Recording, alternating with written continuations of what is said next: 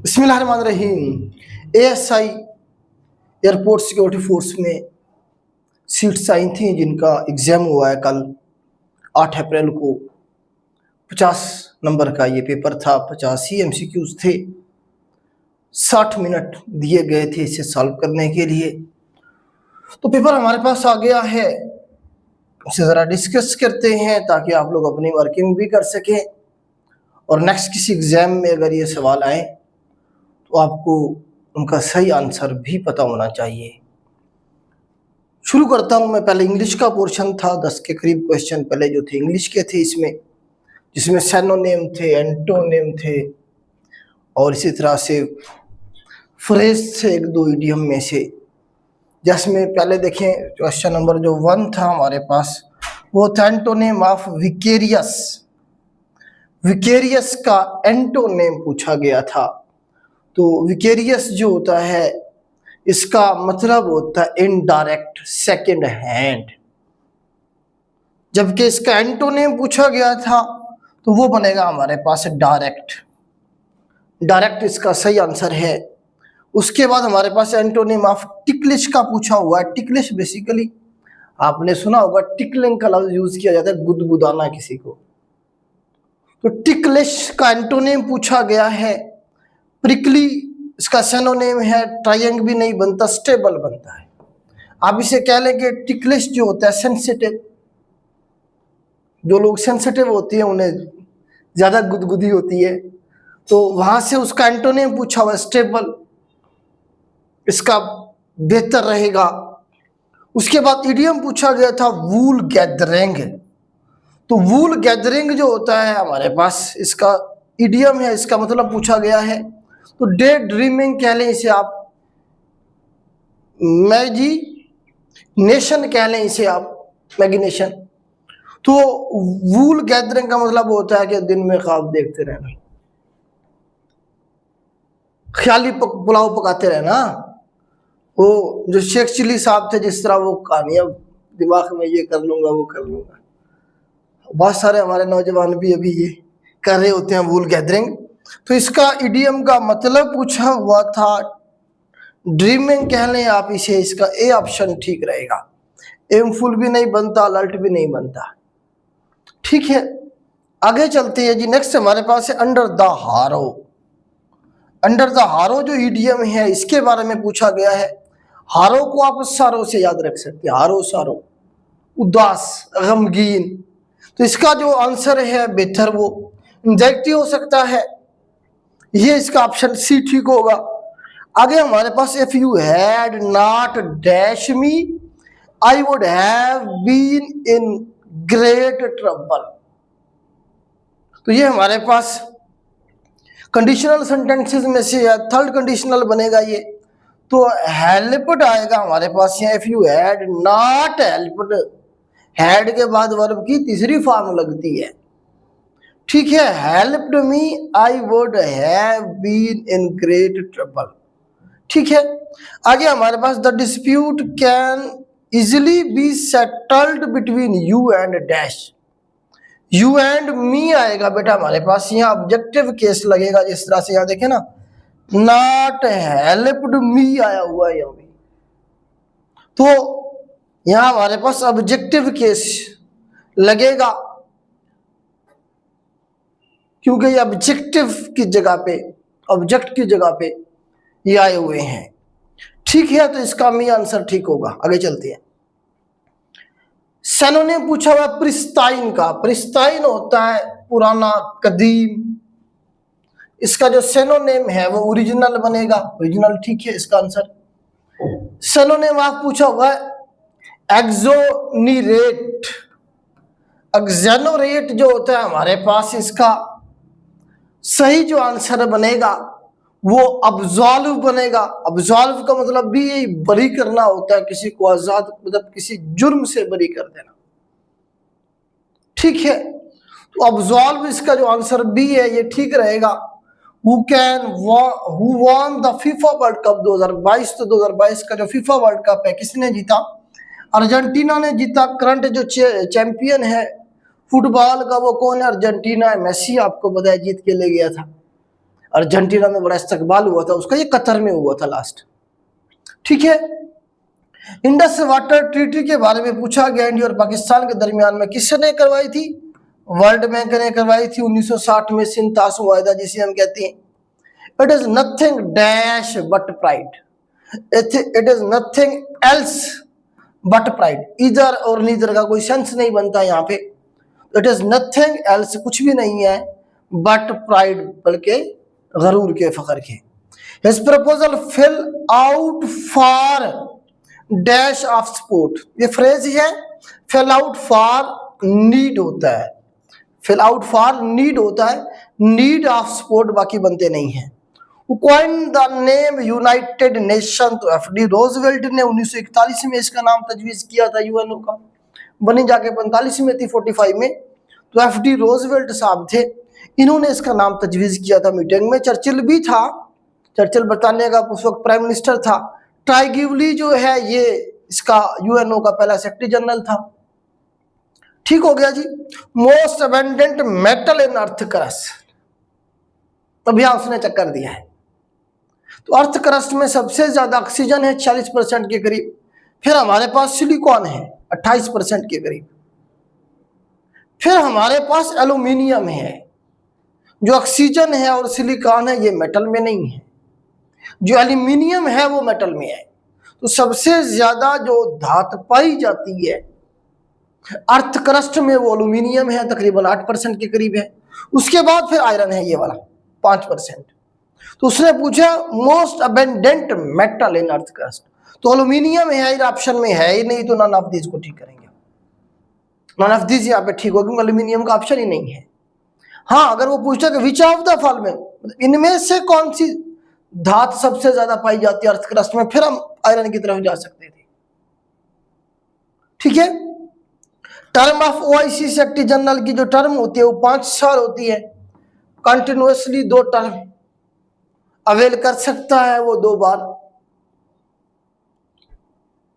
Tipu Sultan has diplomatic relation with which French king, तो कौन से बादशाह के साथ थे जी? नेपोलियन के साथ इसके अच्छे ताल्लुकात थे। किंग लोयस 16 जो था उसके साथ भी अच्छे ताल्लुकात थे, उसके बाद नेपोलियन आया उसके साथ भी अच्छे ताल्लुकात थे। तो किंग लोयस तो इसमें ऑप्शन में ही नहीं है, तो नेपोलियन ठीक है। नेपोलियन से मदद भी मांगी थी इसने, नेपोलियन ने आर्मी भी भेजी थी टीपू सुल्तान को बचाने के लिए, लेकिन आर्मी अभी हिंदुस्तान नहीं पहुंची थी, मिस्र तक ही पहुंची थी। उससे पहले अंग्रेजों ने टीपू सुल्तान को शहीद कर दिया था। आदम पीक के बारे में पूछा गया, श्रीलंका में है। आदम अलैहिस्सलाम का बड़ा सा पांव छपा हुआ है, कहते हैं कि आदम अलैहिस्सलाम ने उधर लैंड किया था, फिर यहाँ से हिंदुस्तान से होते हुए मक्का पहुंचे थे। 1 BTU का पूछा हुआ है जी, ब्रिटिश, आप कह रहे हैं कि टेम्परेचर का ये थर्मल यूनिट है, हीट का बेसिकली यूनिट है, तो ये बराबर होता है 1055 जूल के। 1 BTU किसके बराबर होगा? 1055 जूल के बराबर होता है। तो ऑप्शन में कोई भी नहीं है, नन ऑफ दिस को ठीक करेंगे। यहाँ हमारा नन ऑफ दिस ठीक होगा क्योंकि एग्जैक्ट फिगर है, ये राउंड अबाउट नहीं कर सकते इसे। Who invented the steam engine के बारे में पूछा हुआ, जेम्स वाट ने इसे इन्वेंट किया था 1769 के अंदर, जेम्स वाट। वैसे इससे पहले भी कुछ लोग थे जिन्होंने इस पे काम किया था, लेकिन यही मशहूर हुए, इन्होंने ज्यादा काम किया था, डिफरेंट किस्म के इन्होंने स्टीम इंजन बनाए थे, जिससे जो इंडस्ट्रियल रेवोल्यूशन है वो शुरू हुआ था इसके स्टीम इंजन के बाद। If a large number of people suffer from a disease at one place at a time is known as, तो इसे हम एपिडेमिक कहेंगे बेटा। एपिडेमिक क्या होता है? जब लार्ज नंबर ऑफ पीपल जो है वो किसी बीमारी में क्या करें जी, मुब्तला हो जाए, वन प्लेस, एक जगह पे और एक ही टाइम में, ठीक है, एपिडेमिक कहेंगे। पेंडेमिक जो होता है ये पूरी दुनिया, पेंडेमिक पूरी दुनिया, पेन से पूरी दुनिया में फैल जाए, जिस तरह कोविड-19 क्या थी? पेंडेमिक थी। WHO डिक्लेयर करती है भाई ये एंडेमिक है या पेंडेमिक है, ठीक है। उसके बाद हमारे पास haemoglobin in blood is a complex protein rich in, तो हीमोग्लोबिन में सबसे ज्यादा जो हमारे पास होता है क्या होता है? आयरन होता है। हमारे पास हीमोग्लोबिन में सबसे ज्यादा आयरन होता है बेटा, मौजूद होता है। यूनिट ऑफ फ्रीक्वेंसी इज, तो फ्रीक्वेंसी का जो यूनिट है वो हर्ट्ज है। हर्ट्ज क्या है? यूनिट है फ्रीक्वेंसी का। कॉलेरा के बारे में पूछा हुआ है, हैजा कहते हैं, तो बेसिकली क्या है? काज्ड बाय बैक्टीरिया हैजा जो है ये एक बैक्टीरिया से होता है स्मॉल इंस्टेंटाइन में। Gandhara civilization is in, Gandhara civilization Pakistan और अफगानिस्तान दोनों में है। तो यहाँ पे आप पाकिस्तान को ठीक कीजिएगा, पाकिस्तान में जो टेक्सला का इलाका है सारा ये गंधारा सिविलाइजेशन है, ये अफगानिस्तान तक चली जाती है। ये 1200 BC से लेके 1000 AD तक ये इसके दरमियान की सिविलाइजेशन है। कुशन एम्पायर इसी दौर में था, मशहूर कुशन एम्पायर जो था। ठीक है, आगे चलते हैं। Objective resolution was passed in, तो एग्जैक्ट डेट नहीं पूछी हुई, मंथ पूछा हुआ है। तो ये मार्च 1949 में जो है ना जी ये अप्रूव हुई थी।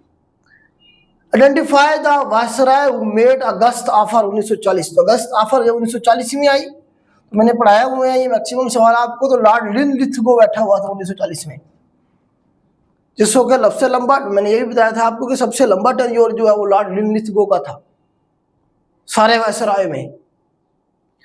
क्वांटिटी ऑफ फ्रेश वाटर जो है प्रेजेंट कितनी है जी, 2.5% है, 97.5%। सल्टी वाटर है, समुद्रों पे मुश्तमिल पानी है, 2.5% है। ये क्या है हमारे पास फ्रेश वाटर की शक्ल में है, जो ज़ेर ज़मीन पानी है, समुद्र, ये दरियाओं का पानी, बारिशों का पानी जो हम पी रहे होते हैं सारा ये फ्रेश वाटर है, जो कि 2.5% है टोटल पानी का।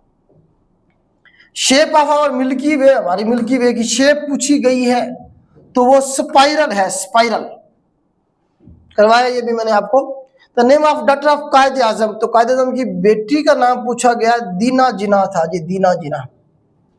एक ही बेटी थी जिना की, एक ही औलाद थी, वो भी बेटी।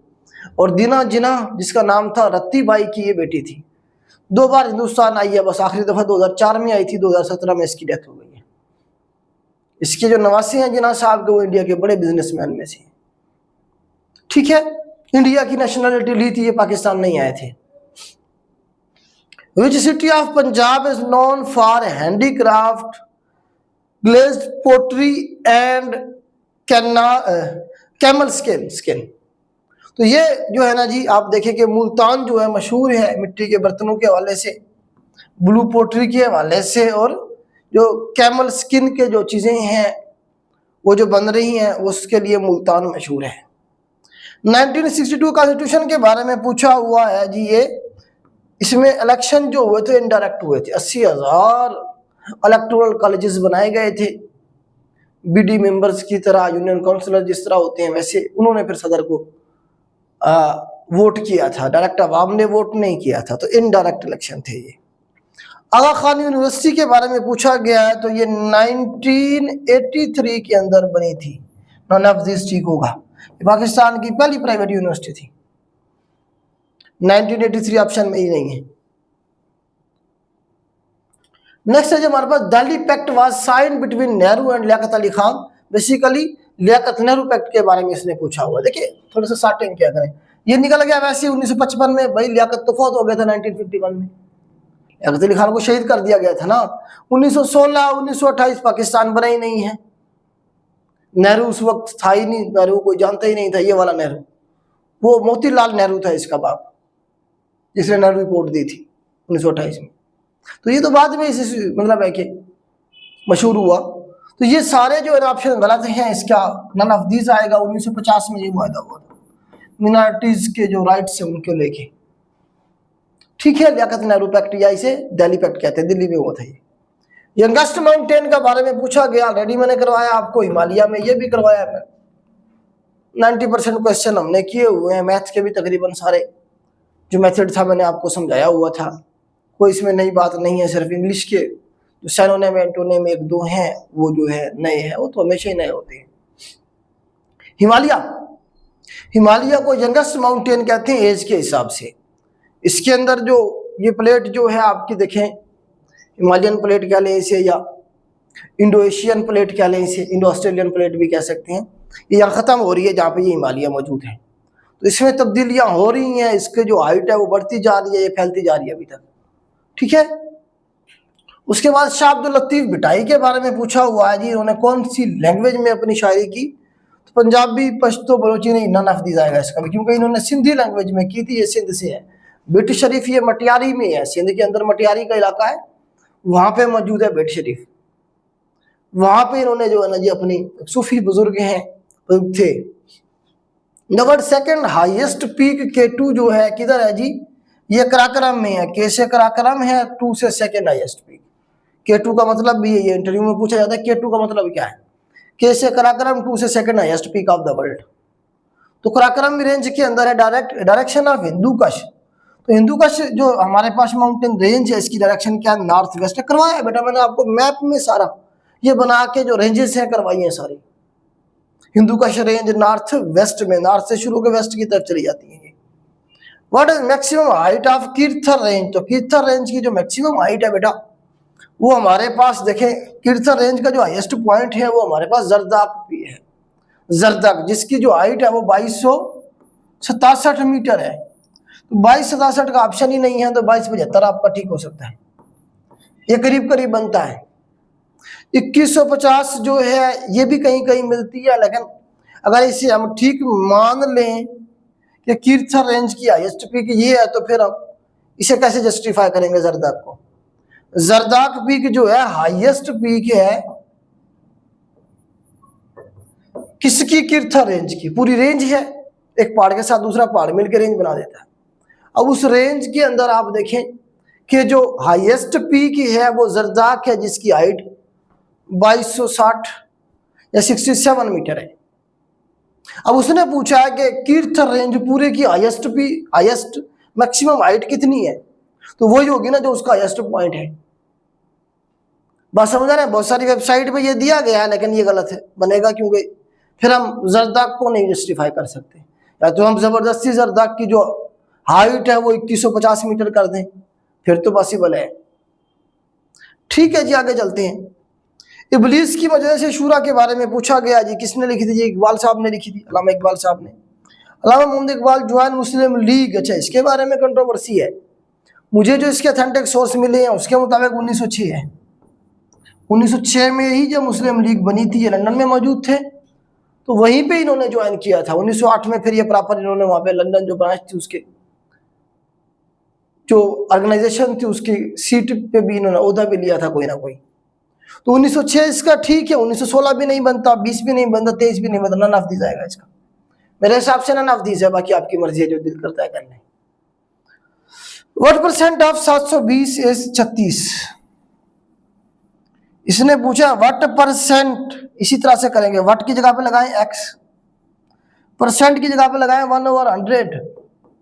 परसेंट का मतलब क्या होता है मैथ में, 1/100। व्हाट की जगह पे x जो हमने मालूम करना है, ये हमारे पास 1/100। ऑफ की जगह पे मैथ का मतलब, मैथ में ऑफ का मतलब होता है मल्टीप्लाई, 720 आ गया, इसका मतलब होता है इक्वल टू। तो करें x मल्टीप्लाई 1/100, ऑफ की जगह पे मल्टीप्लाई, आगे हमारे पास क्या है 720 है, आगे इस है, इसका मतलब इक्वल टू, आगे क्या आती है हमारे पास 36 है। x की हमने वैल्यू निकालनी है 36 ज़रब 100 डिवाइडेड बाय 720। सिफर के साथ ये सिफर चला गया, 36 से कम 36, 36 दूने 72, 2 2 कम 2, 5 दूने 10, तो 5% इसका आंसर आएगा जी, ए ऑप्शन। ए ऑप्शन बनेगा बेटा 5%। इस तरह से करेंगे तो 1 मिनट में हो जाएगा आपका आंसर। आगे चलते हैं। व्हाट परसेंट ऑफ 720, दोबारा आ गया वही क्वेश्चन है, करेंगे तो the cost of लूफ is 5.5, what is cost of ढाई लूव्स ऑफ ब्रेड। तो ढाई या 2.5 कर लें इसे, 5.5 मल्टीप्लाई बाय 2.5 कर लें इसे, इसमें 2.5% है, ढाई लूव्स है, तो मैंने इसे क्या किया है 1/2 को तकसीम किया तो 0.5 आ गया, 2.5 मल्टीप्लाई कर दें इसे। 5 ज़रा 5 25, 2 5 ज़रा 5 25 और 2 27, 2 ज़रा 5 10, 1 5 2 10 और 1 11, 5 7 3 और 1, 2 डिजिट के बाद इशारिया है तो 13.5, 13.5 आंसर होगा जी हमारे पास, ये वाला सी ऑप्शन होगा। मल्टीप्लाई करके 2 डिजिट के बाद इशारिया लगाया हुआ है तो मैंने भी वही लगा दिया, इसका आंसर हमारे पास 13.75 आएगा। ठीक है, आगे नेक्स्ट जी क्वेश्चन हमारे पास है, A is B sister. A जो है बी की सिस्टर है, C is B is mother, जो सी है वो बी की मदर है, and D is C is father, और जो डी है वो सी का फादर है। E is D is mother, जो ई है वो डी की माँ है। Then how is A related to D? चलो हमसे करते हैं सवाल। अब मैं ए बी से शुरू करता हूँ। ए जो है सिस्टर है किसकी? बी की। ये हमारे पास ए है और ये बी है। ए क्या है? सिस्टर है, मतलब लड़की है। बी लड़की भी हो सकती है और बॉय भी हो सकता है।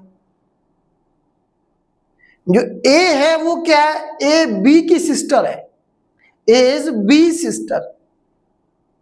यहां तक समझ आ गई? ए क्या है? लड़की है, ये बताया गया है यहाँ पे। सी इज बीज मदर, जो सी है वो बी की मदर है। ये जो सी है ये क्या है? मदर है किसकी? बी की मदर। एम लिख दिया मैंने सी को। And D is C's father, जो डी है वो सी का क्या है? फादर है। सी का फादर है कौन? डी। ठीक है। And E is D's mother, जो ई है वो डी की मदर है। ई क्या है? वो डी की मदर है। ई क्या है हमारे पास? वो मदर है किसकी? डी की। Now how A is related to B, और ए डी के साथ। तो ए का और डी का रिलेशन क्या है? ये इसने पूछा। ये तो ई का तो हमें जरूरत ही नहीं है क्योंकि हमने निकाल दिया बाहर। उसने डी का और ए का पूछा हुआ है। ये दोनों बहन भाई हैं या दोनों बहनें हैं? ये क्या उसकी मदर है, ये क्या उस मदर का भी क्या है? बाप है, डी। तो इस डी का और ए का रिलेशन क्या बनेगा? नवासी बनेगी ना, नवासी बनेगी ये सिस्टर। ए क्या बनेगी? डी की नवासी बनेगी। तो नवासी को क्या कहते हैं हम? Grand daughter, grand daughter, grandfather. हाँ नवासी है तो ग्रैंड डॉटर कहेंगे। ठीक है, तो ये इसका सी ऑप्शन ठीक होगा। सी ऑप्शन ठीक होगा बेटा, ग्रैंड डॉटर। नेक्स्ट है जी, which is the largest number? तो कौन सा नंबर लार्जेस्ट है? इसे सिंप्लीफाई कर लें यहीं पे। 1/4 है मल्टीप्लाई बाय 236 है, ये वाला ऑप्शन है। 4 जरा 5 20 36, 4 4 जरा 9 36, तो 59 आंसर आया इस सारे का। ये हमारे पास 1/16 मल्टीप्लाई बाय 10 28, तो 16 कम 16, 16 जरब 6 96, 6 96, 4 और 2 6 68, 16 जरब 3 48, 16 जरब 4 64, 4 पॉइंट इस तरह से 64.3 बनेगा ये वाला ऑप्शन बी। इसे भी कर लें। 1/3 मल्टीप्लाई बाय 741, 3 कम 3 3 दूने 6, 1 बचा 14, 3 जरब 4 12, 2 बचा 21, 3 जरब 7 21, 247। तो इसमें से पूछा कौन सा बड़ा है? 59 बड़ा है, 64 बड़ा है या 247 बड़ा है? 247 वाला ऑप्शन बड़ा है, मतलब सी ऑप्शन हमारा सबसे बड़ा। यही पूछा ना उसने, विच इज द ग्रेटेस्ट नंबर? कौन सा नंबर बड़ा है? ये वाला हमारे पास बड़ा होगा 247 वाला। इस तरह से करेंगे तो आपका आंसर निकलेगा, अदरवाइज नहीं निकलेगा।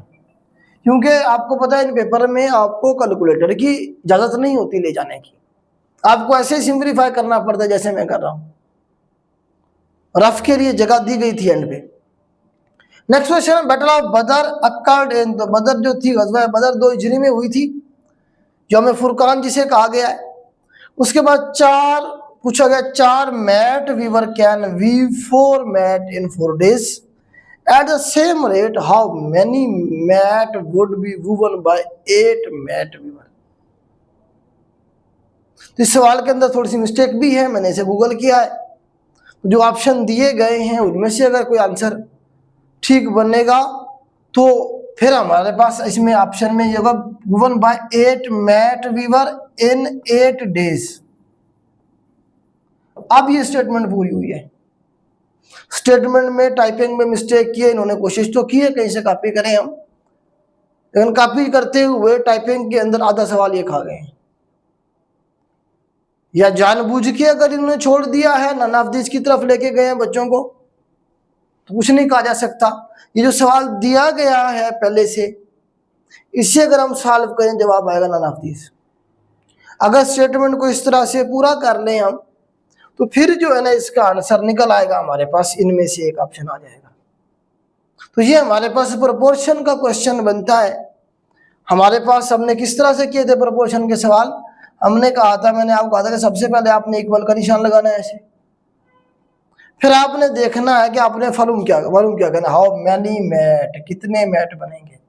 तो पहले मैट बताए गए हैं, कितने मैट है, 4 मैट है, तो 4:x जो हमने मालूम करना है वो x होता है, उसे हम राइट साइड पे लिखते हैं। प्रोपोर्शन के जितने भी सवाल आएंगे आप इस मेथड से करेंगे, आपके ऐसे हो जाएंगे, ठीक है।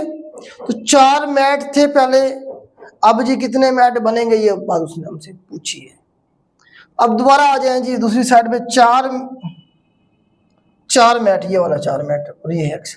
अब मैट वीवर कितने हैं, पहले 4 हैं, अब कितने मैट वीवर हैं जी, 8 हैं। 4 मैट वीवर 4 मैट बना रहे हैं, तो 8 मैट वीवर कितने बनाएंगे, ज्यादा बनाएंगे, तो रेशो बनेगी डायरेक्ट, तो 4:8 आ जाएगा, 4:8 आ जाएगा, ठीक है। 4 दिनों में 4 मैट बन रहे हैं, 8 दिनों में 8 बनेंगे, रेशो ये भी क्या आ गया हमारे पास, डायरेक्ट है 4:8। इससे आपस में मल्टीप्लाई करें, इसे आपस में करें, तो आपका आंसर आएगा 4 × 4 × x बराबर 8 × 8 × 4। x बराबर है 8 × 8 × 4 डिवाइडेड बाय 4 मल्टीप्लाई, 4 के साथ 4 गया, 4 कम 4, 4 दूनी 8, x का जवाब आएगा 16। ये आपका आंसर होगा, 16 आंसर आएगा बेटा आपका इसका, अगर सवाल को पूरा कर लिया जाए तो। इसे मैं रेज करता हूं।